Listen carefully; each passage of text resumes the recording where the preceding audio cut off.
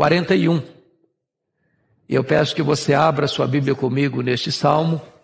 E hoje vamos considerar este belíssimo poema escrito pelo rei Davi. Salmo 41. Está escrito o seguinte: bem-aventurado o que acode ao necessitado, o Senhor o livra no dia do mal. O Senhor o protege, preserva-lhe a vida e o faz feliz na terra. Não o entrega à discrição dos seus inimigos. O Senhor o assiste no leito da enfermidade, na doença, tu lhe afofas a cama. Disse eu: compadece-te de mim, Senhor, sara minha alma, porque pequei contra ti. Os meus inimigos falam mal de mim. Quando morrerá e lhe perecerá o nome? Se algum deles me vem visitar, diz coisas vãs, amontoando no coração malícias. Em saindo, é disso que fala. De mim rosnam a uma todos os que me odeiam. Engendram males contra mim, dizendo: peste maligna deu nele, e caiu de cama. Já não há de levantar-se. Até o meu amigo íntimo, em quem eu confiava, que comia do meu pão, levantou contra mim o calcanhar. Tu, porém, Senhor, compadece-te de mim, e levanta-me para que eu lhes pague segundo merecem. Com isso conheço que tu te agradas de mim, em não triunfar contra mim o meu inimigo. Quanto a mim, tu me sustens na minha integridade e me pões à tua presença para sempre. Bendito seja o Senhor, Deus de Israel, de eternidade para eternidade. Amém e amém. Bom, eu gostaria de tratar deste salmo sob o tema As Grandes Experiências da Vida. Vocês bem sabem, e vocês podem notar aí, que esse salmo está encerrando o primeiro livro de Salmos. Os Salmos são 150 poemas, escritos em tempos diferentes, por autores diferentes, com ênfases diferentes. Você tem no Salmo 5 livros.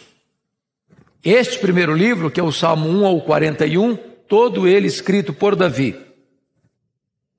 E esse terceiro Salmo, escrito por Davi, esse Salmo escrito por Davi, que encerra o primeiro livro, ele encerra de uma maneira muito curiosa, porque ele diz bem-aventurado. E dos 41 salmos do primeiro livro, apenas 3 salmos começam dessa maneira. É o Salmo 1, é o Salmo 32 e o 41. No Salmo 1, Davi diz: bem-aventurado é o homem que não anda no conselho do ímpio, ou dos ímpios, não se detém no caminho dos pecadores, nem se assenta na roda dos escarnecedores. Essa palavra bem-aventurado, traduzido, quando foi feita a tradução da Septuaginta, foi vertido como Macários.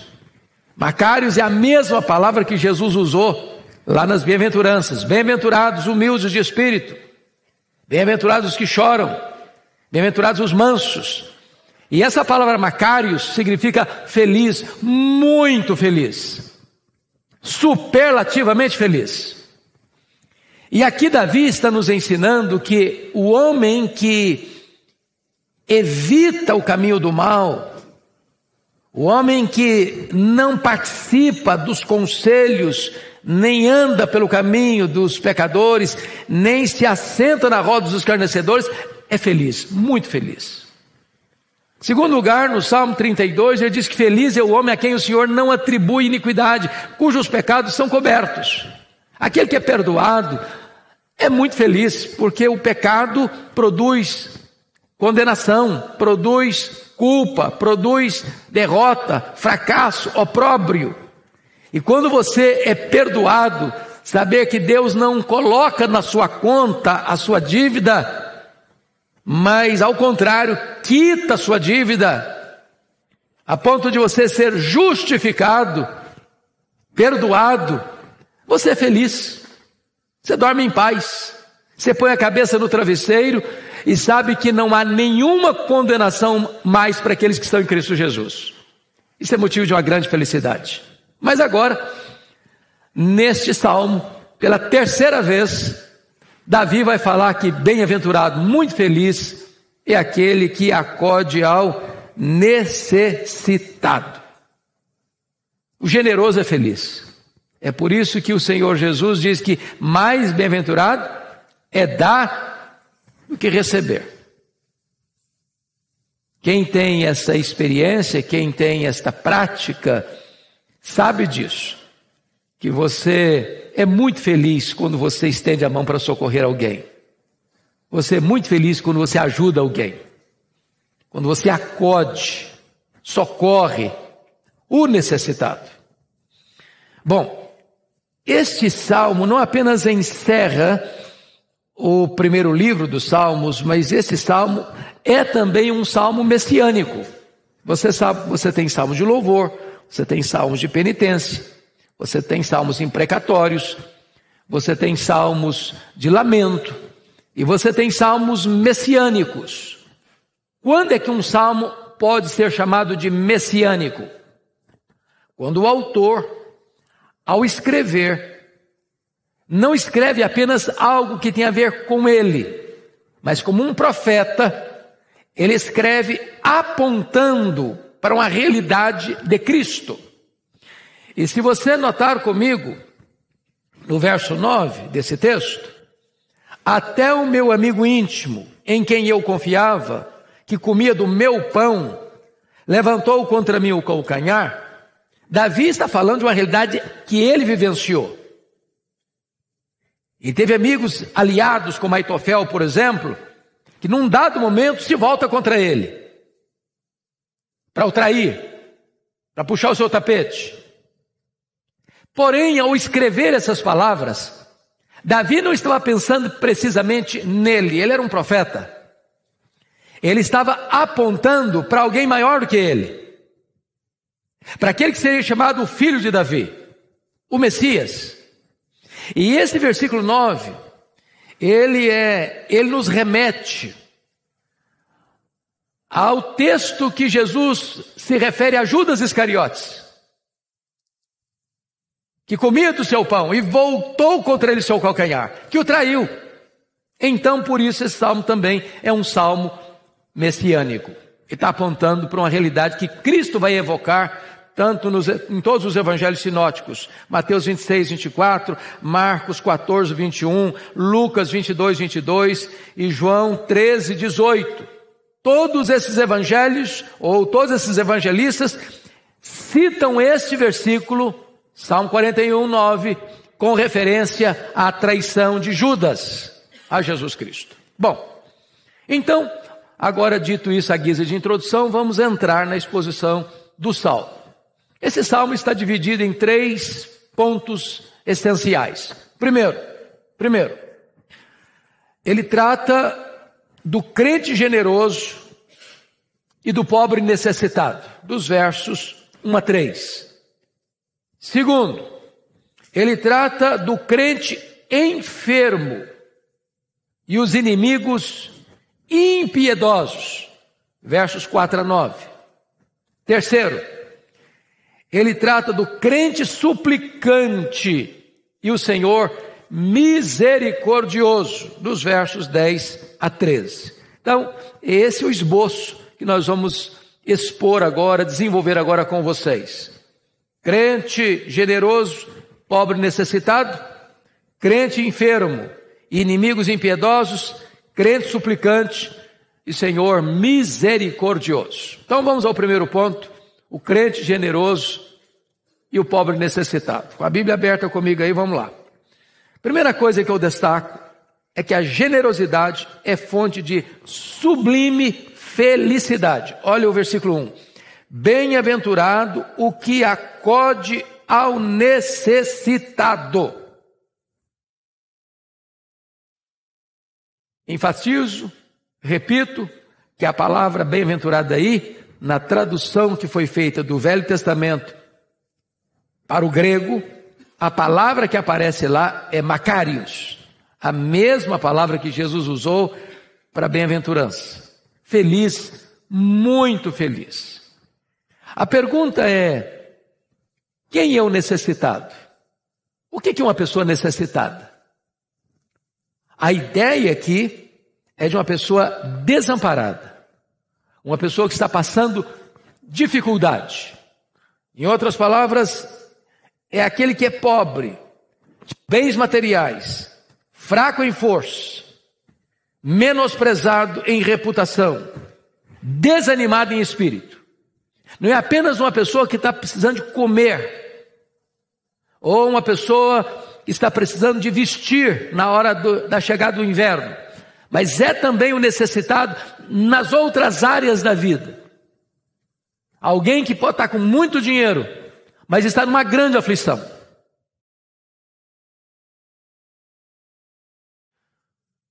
Essa semana atendi uma pessoa de um outro estado que me ligou, uma pessoa que tem muito dinheiro,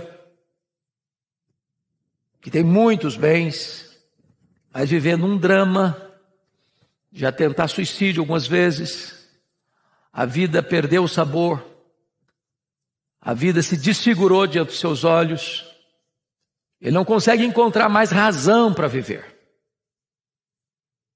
É uma pessoa necessitada, que precisa de ajuda, precisa de socorro, precisa de uma mão estendida, precisa de uma palavra de ânimo. E talvez você olhe o mapa de São Paulo, tem muitas pessoas carentes fisicamente, necessitadas de comida, e esta igreja tem sido uma agência nas mãos de Deus para atender tantas famílias necessitadas de pão, de comida, de uma cesta básica. Mas há outras pessoas que moram em palacetes, em condomínios de luxo, em apartamentos amplos, que vestem as roupas de grife mais caras, que andam pelas ruas de São Paulo e do Brasil e do mundo em carros de luxo, que têm reserva econômica para viver de uma forma de fausto e luxo por anos, mas que estão carentes, necessitadas, estão desesperadas, precisando de uma palavra, serem acudidas. Este é o contexto aqui, meus amados irmãos. Agora, o texto está dizendo que quando você acode essa pessoa, socorre essa pessoa, na hora que ela mais precisa, na hora do desespero, na hora que ela está afundando, como que só o nariz de fora, tentando respirar, você que socorre é muito feliz. Você que estende a mão é muito feliz. O texto está mostrando para nós que feliz não é o egoísta, não é o narcisista, não é o que olha só para ele, pensa nele, desde que ele sobreviva, desde que ele esteja indo bem, desde que ele com saúde, com dinheiro, com família tranquila, com seus negócios prosperando, que os outros se danem, como diz a música do Roberto Carlos, que você me aqueça nesse inverno e o restante vá para o inferno.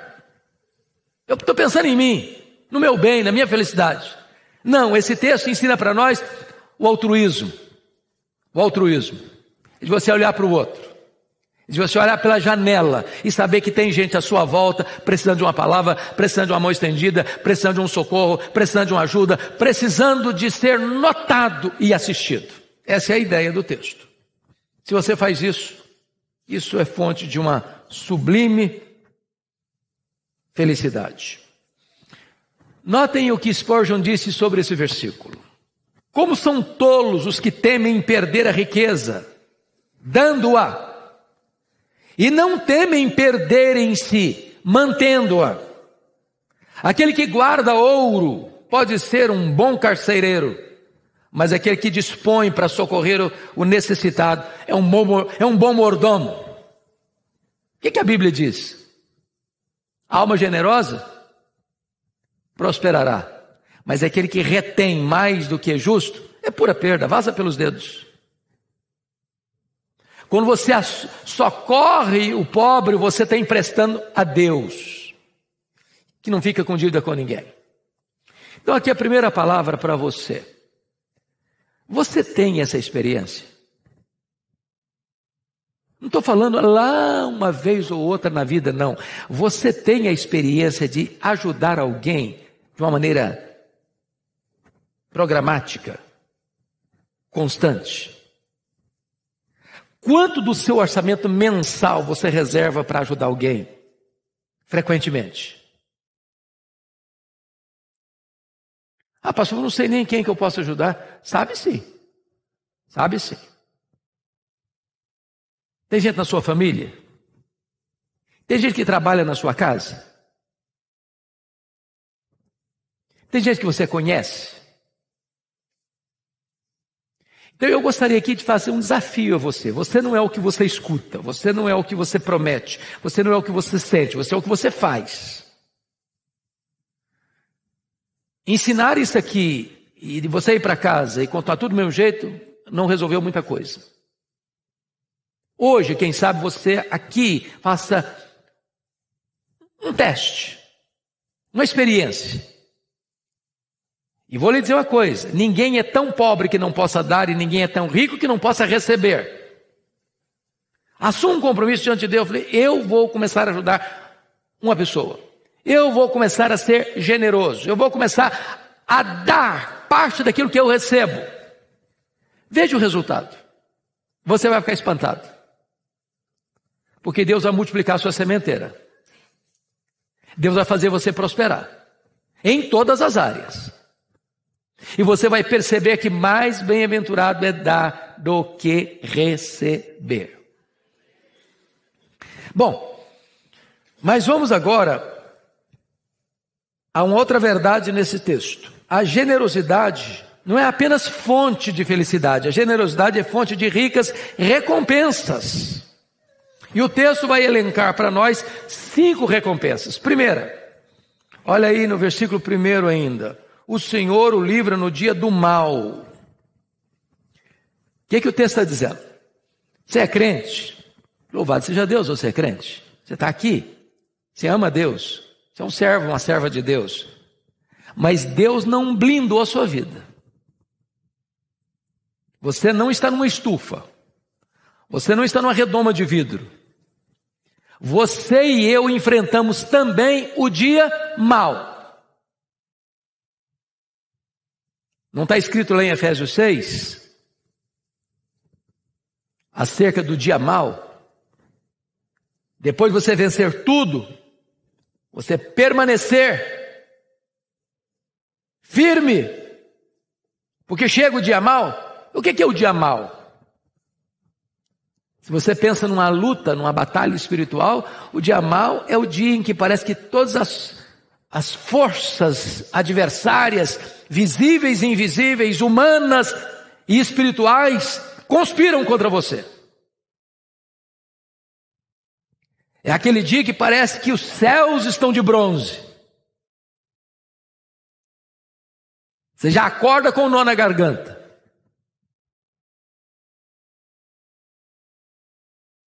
E o texto está dizendo que quando você é generoso, não são os astros que estão movendo em seu favor, não. Não é coincidência, não. Não é apenas uma coisa casual, não. O Senhor o livra no dia do mal.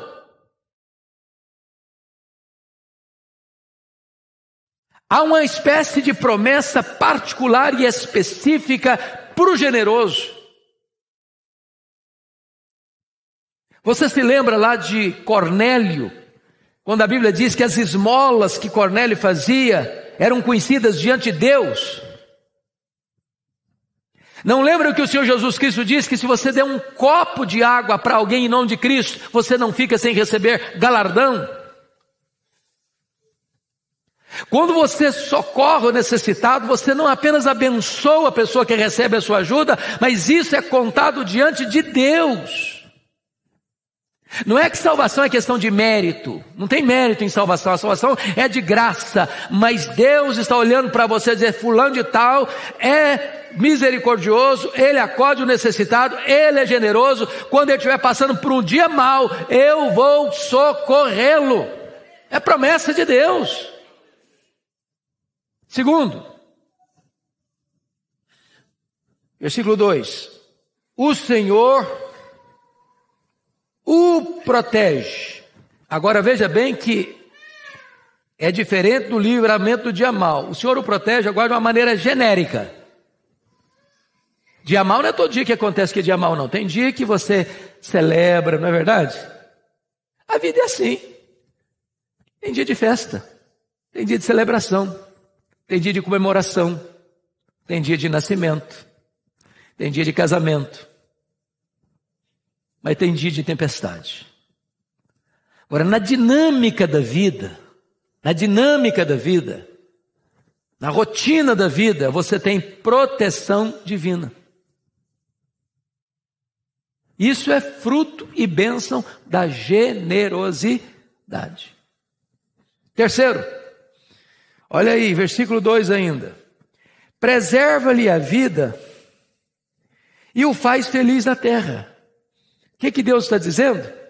Que Deus vai lhe dar longevidade e lhe dá felicidade.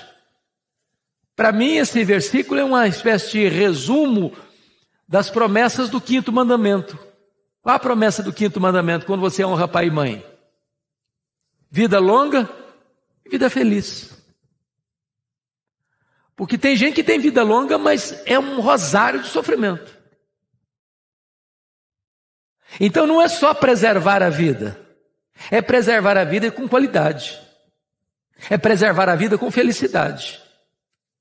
E isso é promessa de Deus à pessoa generosa. Quarto, versículo 3. O Senhor o assiste no leito da enfermidade. Eu digo aqui que é o conforto na hora da doença. Porque uma coisa é estar doente, outra coisa é estar doente com serenidade. Nas minhas visitas pastorais, normalmente aos enfermos que estão internados, às vezes alguns no estado grave, outros no estado crônico, outros no estado terminal, eu já vi de tudo. Eu já vi pessoas desesperadas, o medo de morrer. E já vi pessoas que parecia que o céu estava vindo buscá-las. E o texto está dizendo que quando você acode o necessitado, você é generoso, é o próprio Deus quem vai assistir você no leito da enfermidade. Eu fico imaginando a pessoa que foi avarenta, com usura, que viu o pobre e o despediu de mãos vazias, que viu o necessitado e negou-lhe uma ajuda, que viu a família passar privações e guardou como querendo enterrar no coração os tesouros que ajuntou na vida, se despedindo da vida, sem poder levar um centavo. Desesperado, sem qualquer consolo, de um ósculo de amizade ou de amor que pudesse balsamizar a sua alma na hora do sofrimento. Mas a pessoa que é generosa, todas estas memórias, certamente Deus traz a lembrança dela, e ela está em paz, mesmo enferma. Mas há uma quinta promessa, está aí no versículo 3, parte B. Na doença, tu lhe afofas a cama. E eu confesso a vocês que ao longo da minha vida, de 60 e lá vai fumaça de anos, eu entendi esse versículo de outra maneira. Quando eu fui examinar esse texto com mais vagar e estudá-lo para fazer o comentário, eu descobri uma coisa muito melhor do que eu acreditava até então. Eu pensava que afofar a cama era mais do que um colchão d'água. Já teve gente doente na família que precisou comprar um colchão d'água? Afofar a cama, a expressão aí é curar, é levantar da cama. Afofar a cama significa que o leito não vai ser o leito da enfermidade, mas vai ser o leito do descanso, de Deus lhe dar saúde. E em vez de você estar preso ao leito doente, você está descansando com saúde na sua cama. Porque eu não sei se você já percebeu isso, cama é uma bênção quando você está cansado. Não é verdade? Agora, quando você tem que ficar na cama doente, um dia, 2 dias, uma semana, a cama vira um tormento. É um tormento. Afofar a cama traz a ideia de que a cama não vai ser um lugar onde você está preso nela, mas vai ser um lugar de refrigério e de descanso, porque Deus agora curou você, lhe deu saúde, e você vai para lá para descansar e não para sofrer. Essa é uma promessa de Deus a alguém que é generoso. Bom, essa é a primeira parte. Essa é a primeira parte. Agora vamos para a segunda parte. É por isso que eu disse para vocês que são as experiências da vida, porque esse salmo parece que ele não tem muita harmonia, no sentido de que ele narra pedaços da vida que não estão necessariamente conectados. Porque a transição para o verso 4, você diz, não está combinando, parece que não é a mesma pessoa. Não é a mesma pessoa. Não é a mesma pessoa, só que pintando quadros diferentes da vida. Qual o próximo quadro? O próximo quadro é de um crente doente, diante de inimigos impiedosos. Então veja comigo o primeiro ponto, que é uma confissão honesta, no verso 4. Disse eu, compadece-te de mim, Senhor, sara minha alma, porque pequei contra ti. Então vamos entender isso aqui. Agora Davi é um pecador, que pecou contra Deus. E o que ele está sentindo agora? Ele está sofrendo. E veja bem, pecado e sofrimento são irmãos gêmeos. Não tem como pecar e não sofrer. O pecado sempre traz sofrimento. Aliás, o pecado nos faz sofrer mais que a doença. Porque a doença pode vir e você está em paz. Mas o pecado, ao vir, não deixa você em paz. O pior sofrimento não é aquele que surra o seu corpo. O pior sofrimento é aquele que açoita a sua consciência. É aquele que põe sobre você o peso da culpa. Então não há pecado indolor. O que faz você ficar cansado não é o trabalho, é o pecado. Porque o cansaço do trabalho, uma noite de sono reparador, renova o seu vigor. Mas o pecado estiola você, seca seus ossos, arranca lágrimas dos seus olhos e atormenta a sua vida. E aqui Davi está dizendo isso. Compadece de mim, sara minha alma. Ele está dizendo, a minha alma está doente, a minha alma está enferma. Por quê? Porque eu pequei. Pequei contra quem? Contra ti. O que é isso aqui? É uma confissão. Uma confissão arrancada do mais profundo da alma, doente, enfraquecida, debilitada, por causa do pecado. Veja você que ele está com o corpo doente e está com a alma doente. Isso é o efeito do pecado. O pecado adoece o corpo, o pecado adoece a alma. Mas, agora, veja você que ele está enfrentando, depois de fazer uma confissão honesta, enfrentando uma maledicência impiedosa. Olha os versos 5 e 6. Você pode ler comigo, versos 5 e 6, vamos juntos? Os meus inimigos falam mal de mim. Quando morrerá, lhe perecerá o nome. Se algum deles me vem visitar, diz coisas vãs, amontoando no coração malícias, ensaindo. É disso que fala. Então vamos entender algumas coisas aqui. Você acha que crente tem inimigo?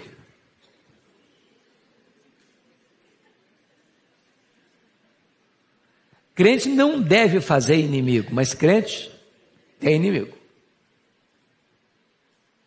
Agora, tem inimigo e inimigo. Tem inimigo que diz para você: eu sou seu inimigo. Você sabe com quem você está lutando. Mas tem inimigo que se disfarça de amigo. Tem inimigo que tem o desplante, a cara de pau, de quando você está doente, ele ir lá visitar você. E ele está falando coisas vãs para você, amenidades. Vai lá no coração, ele está dizendo: morra miserável, morra miserável, morra miserável.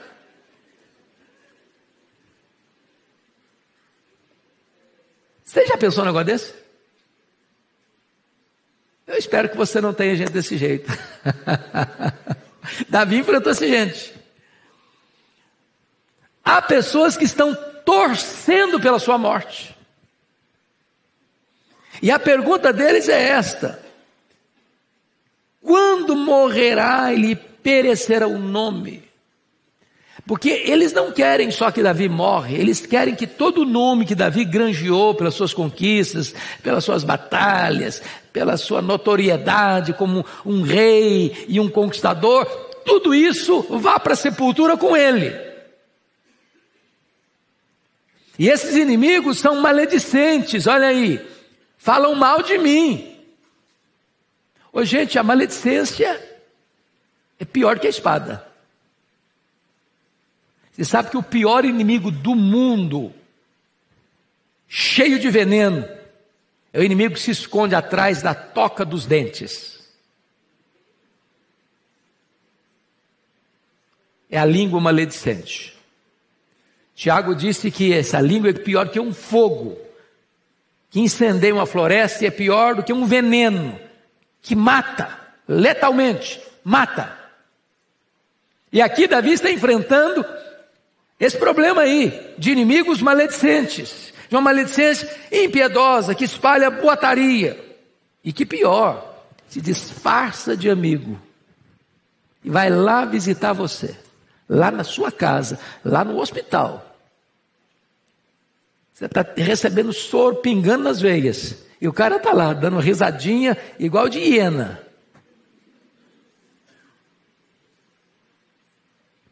Torcendo para você morrer. Mas agora, Davi ainda vai além e compara esses inimigos que têm um ódio animalesco. Olha o versículo 7. De mim, você pode ler a parte B comigo? De mim, a parte A. De mim rosnam a uma todos os que me odeiam. E a ideia de rosnar aí é a ideia de uma alcateia de lobos, ou a ideia de cães raivosos.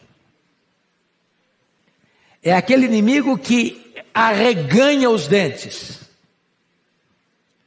E quando um lobo rosna, quando um cachorro rosna, ele não está abanando o rabo, saudando você.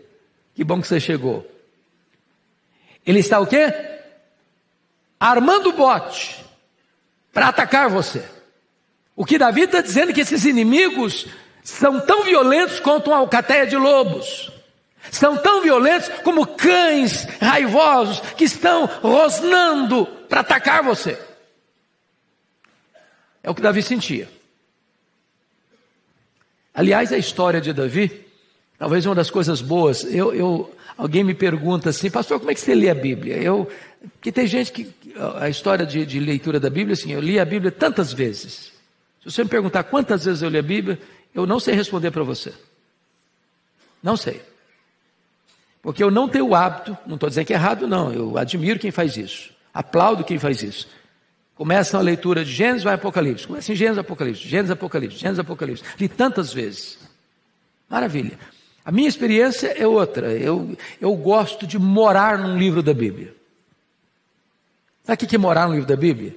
Você lê 1, 2, 10, 20 vezes o mesmo livro, ou lê o texto 1, 5, 10 vezes o mesmo texto, ou de você pegar uma biografia, como de Davi, por exemplo, e ler toda ela numa sentada só. Porque às vezes a gente lê fragmentadamente e não junta as coisas, não faz conexões. Não é verdade? Então quando você lê a biografia de Davi, Davi foi um cara que só teve paz enquanto cuidava de ovelhas lá em Belém. No dia que o Samuel foi na casa do pai dele e entornou o azeite na cabeça dele, a partir dali ele passou a não ter paz dentro de casa, a partir da casa dele. Os irmãos dele já começaram a não gostar dele. Esse cara aqui, esse caçulinha, vem aqui só para atrapalhar a gente, porque ele estava cuidando lá das ovelhas. Aí vem, passou na fila, furou a fila, ele tomou o nosso lugar. A partir dali a vida de Davi foi uma vida de guerra a vida inteira. O cara não teve paz. Isso aqui não é retórica não, isso aqui é realidade. Mas vamos ver que esse ódio animalesco passa por um desejo perverso. Olha o 7b e o 8 comigo. Engendram males contra mim, dizendo: peste maligna deu nele, e caiu de cama, já não há de levantar-se.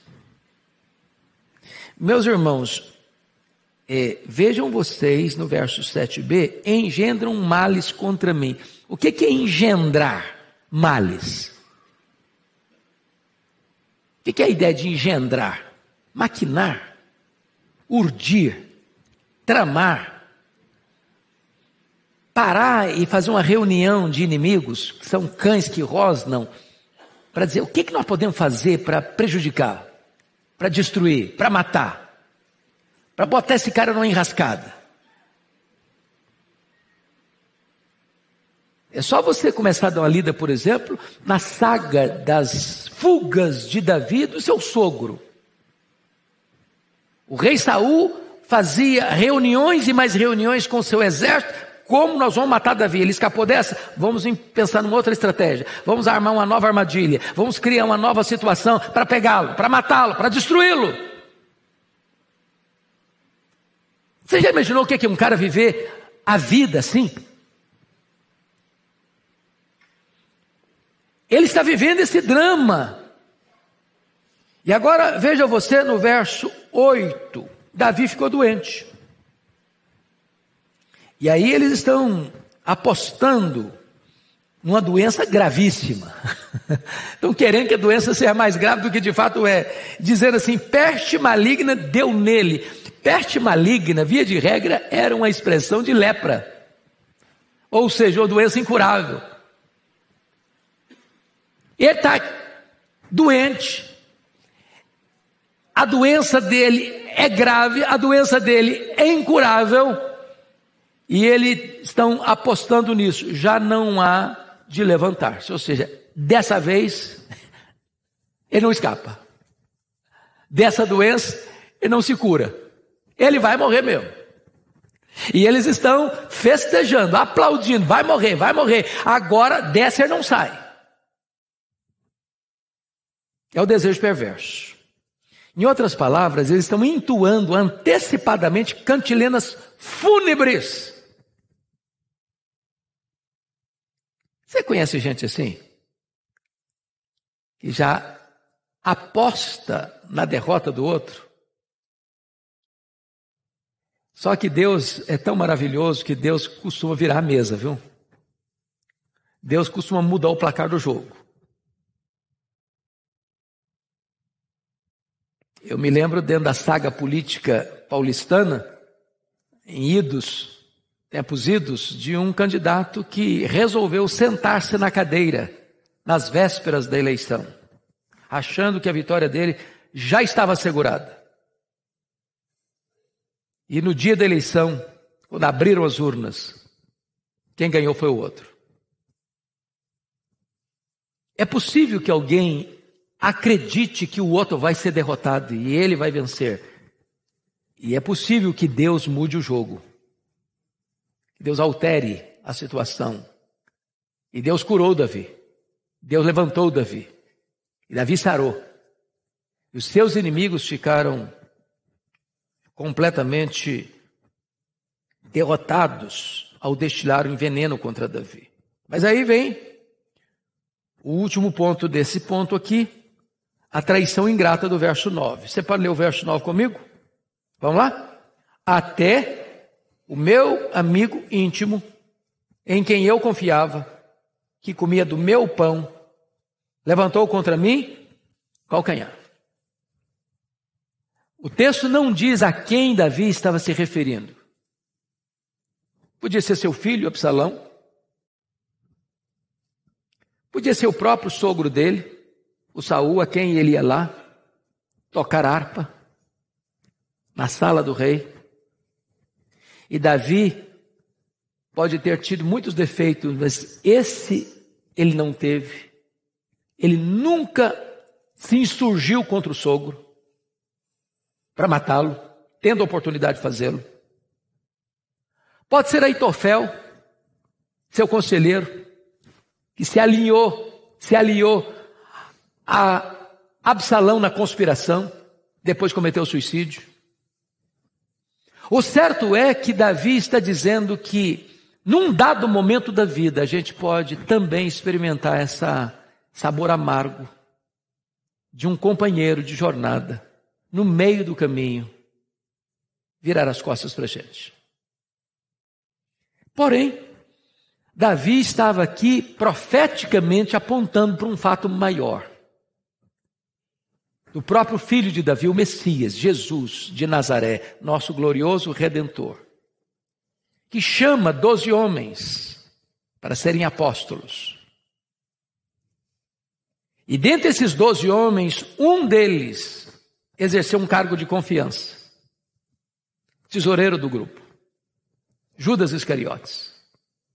E num dado momento, Judas Iscariotes, dominado pela ganância, pela avareza, pelo amor ao dinheiro, resolveu livremente vender Jesus por 30 moedas de prata e trair o seu Senhor.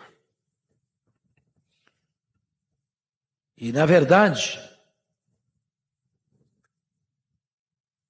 Judas vai se tornar o líder da escolta militar, composta de soldados romanos e soldados do Sinédrio, fortemente armados, para na noite fatídica que Jesus viveu no jardim do Getsêmani, capitanear a corja e entrar no jardim e depositar na face sacrossanta de Jesus o beijo traidor. E o beijo traidor de Judas feriu o coração do nosso Senhor, tanto quanto os cravos que lhe rasgaram as mãos. E aqui Davi está retratando esta cena, que aconteceu 1000 anos depois de Davi escrever esse salmo. Bom, vamos então agora ao último ponto desse salmo. Primeiro, ele falou do generoso. Depois ele falou do enfermo. Agora nós vamos falar do crente que ora, o crente suplicante. Versos 10 a 13. Vamos olhar aí. Em vez de Davi sucumbir, Davi ora. A primeira coisa que eu chamo a sua atenção é o pedido de restauração do verso 10. Você pode ler comigo 10? Vamos juntos? Tu, porém, Senhor, compadece-te de mim. Levanta-me, para que eu lhes pague segundo merecem. O que é que você vai fazer quando você constata que alguém está perseguindo você? Ou que alguém traiu você? Qual é a reação natural do ser humano? Pagar na mesma moeda. Dá o troco. Dente por dente, olho por olho, pé por pé, queimadura por queimadura. Essa é a reação humana. Não foi essa a reação de Davi. O que Davi fez? ele não se vingou, mas ele entregou a causa para quem? Para Deus. E ele ora a Deus. E a primeira coisa que ele vai fazer é dizer: tu, porém, Senhor, compadece-te de mim. Ele não está pedindo direito, ele está pedindo compaixão. Ele está dizendo: Senhor, eu sou uma pessoa maravilhosa e eu tenho direitos garantidos. E eu decreto que tu me levantes dessa cama da enfermidade, que tu derrotes o meu inimigo. Não foi isso que ele fez. Ele chega para Deus, humildemente pede o quê? Compaixão, misericórdia. Segunda coisa, ele pede cura e levanta-me. Porque os inimigos estão dizendo: deu peste maligna nele, ele vai morrer. Dessa ele não sai. Não tem médico que reverta esse diagnóstico dele. Não tem remédio que o cure. Eu quero dizer para você que o nosso Deus não aceita os diagnósticos fechados pelos homens. Quem tem a última palavra é o nosso Deus. Para ele não tem cura, não tem doença incurável, para ele não tem causa perdida, para ele não tem problema insolúvel, para ele não tem diagnóstico final dado pelos homens. A última palavra é dele. E se ele quiser, ele cura. Se ele quiser, ele levanta do leito. Se ele quiser, ele restaura. Se ele quiser, ele faz milagres ainda hoje. Bendito seja Deus. Agora vamos entender o verso 10, a parte B, porque pode parecer para nós, a princípio, que Davi está com o coração cheio de rancor e ódio, desejando vingança. O que está escrito aí? E levanta-me, para que eu lhes pague segundo merecem. Davi tinha uma consciência, irmãos, que é muito importante entender. A consciência da dinastia davídica, porque foi feita uma promessa para ele. Qual foi a promessa que foi feita para ele? Que um descendente dele se assentaria no trono. E o seu trono seria um trono eterno. Davi tinha plena consciência de que o Messias procederia dele. E se a dinastia davídica fosse interrompida, destruída, essa promessa do Messias não se cumpriria. E aí você vai ver os perigos para frente e as lutas que aconteceram para frente, porque Salomão reina no seu lugar. Salomão morre, Roboão reina no seu lugar. Está indo dentro da linha, mas Roboão foi insensato. E o que aconteceu? O reino se dividiu. 10 tribos seguiram a liderança cismática de Jeroboão I. Mas Deus preservou a tribo de Judá, de onde procedia Davi. E Deus mesmo cuidou na história para que essa linhagem não fosse corrompida, essa linhagem não se perdesse.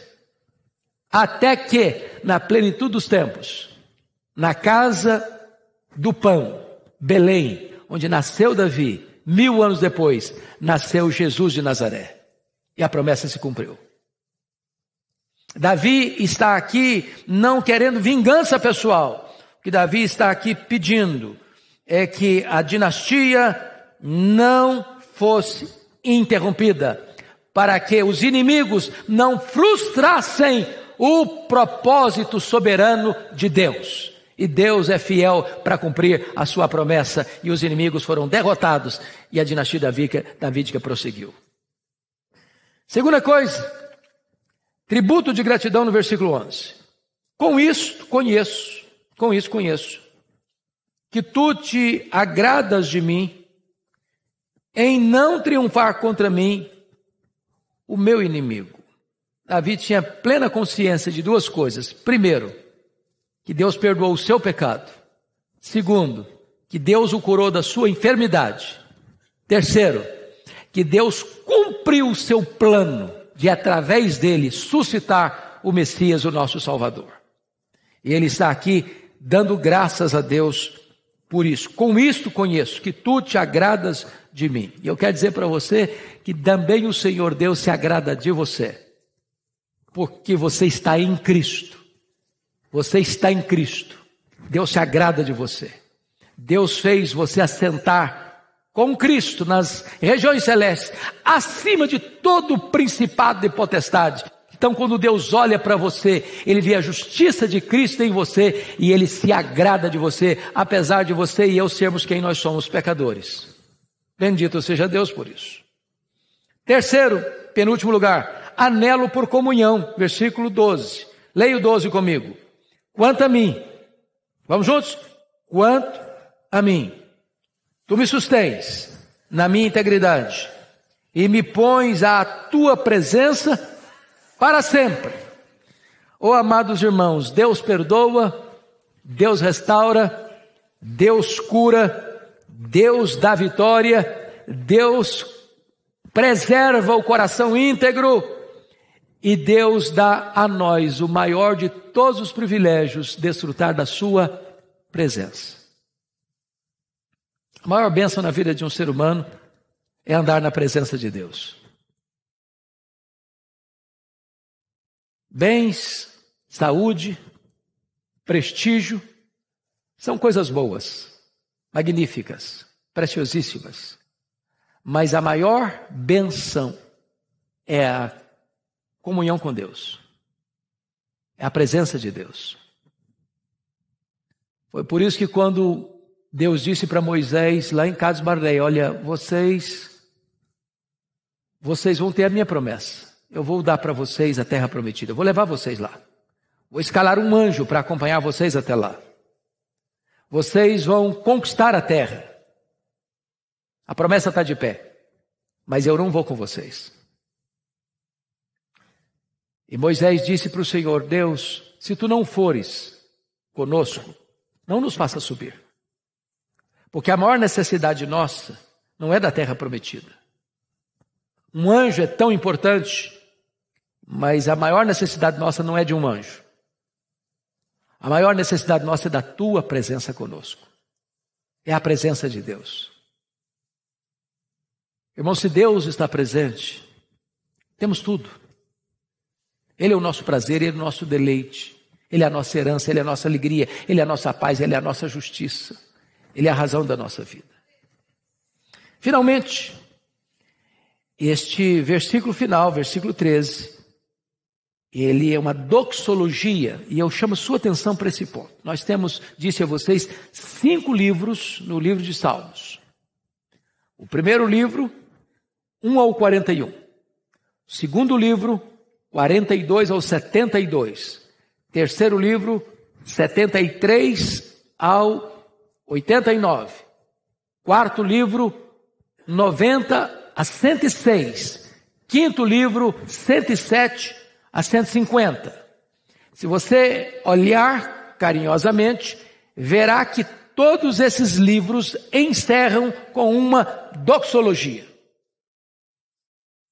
Não é apenas o encerramento do salmo em específico, mas do conjunto de salmos daquele livro. Então o que você vai ler no versículo 13 não é apenas o encerramento do Salmo 41, é o encerramento de todos os 41 salmos do livro 1. Como é que ele termina? Vamos ler juntos? Bendito seja o Senhor, Deus de Israel, de eternidade para eternidade. Amém e amém. Ele está encerrando o salmo e ele está encerrando o livro que compõe o Salmo 1 ao 41. A mesma coisa, já que nós temos um segundinho mais, eu termino aqui. Vamos ler como é que encerra os outros? Olha aí, 72, 19. Rapidinho, vocês estão ágeis aí. 72, 19. Olha como é que encerra o segundo livro. Bendito para sempre o seu glorioso nome, e da sua glória se encha toda a terra. Amém e amém. Olha como é que encerra o terceiro livro, 89 e 52.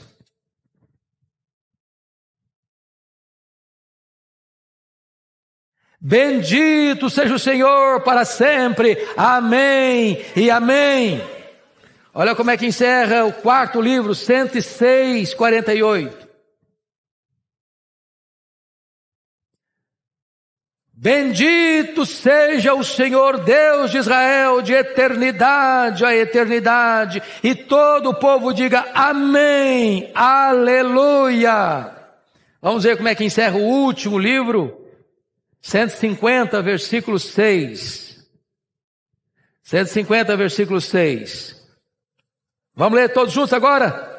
Todo ser que respira, louve ao Senhor. Aleluia! Louvado seja Deus! Que a nossa vida seja uma doxologia ao Senhor. Deus abençoe, amados.